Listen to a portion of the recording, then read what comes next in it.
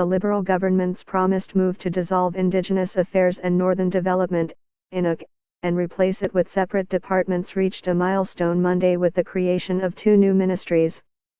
The Department of Indigenous Services, DISC, with Toronto Area Minister Jane Philpott at the helm, will now oversee government programs mainly geared toward status Indians, including welfare, education, infrastructure including the move to end long-term water advisories housing and the non-insured health benefits program. The First Nations and Inuit Health Branch, FNAB, has also been formally transferred from Health Canada to the new department, the government said in a news release. These structural changes will allow our government to work more effectively with Indigenous partners to provide services that improve people's day-to-day quality of life, Philpott said. By bureaucratic standards, the creation of DISC has happened relatively quickly, as the announcement to dissolve INAC was only made in August.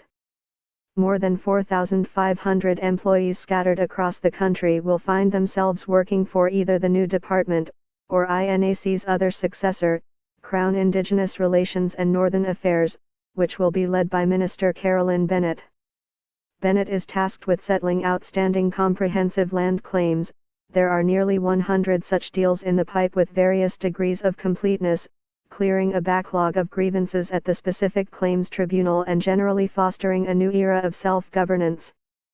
She recently negotiated a landmark deal on education with the Anishinaabe Nation in Ontario, a devolution the government hopes to replicate in other jurisdictions. Bennett will lead the government's continued push to dismantle the Indian Act, helping more communities opt out of provisions that date back to the 19th century. Today marks an important milestone in Canada's journey towards reconciliation and the dissolution of Indigenous and Northern Affairs, Bennett said in a statement.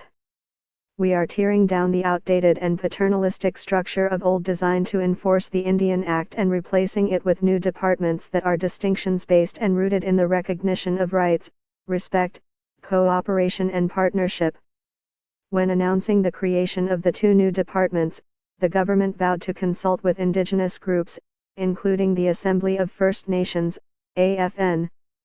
As per the government's release, those outreach efforts are still ongoing despite Monday's announcement heralding the creation of the new arm of government.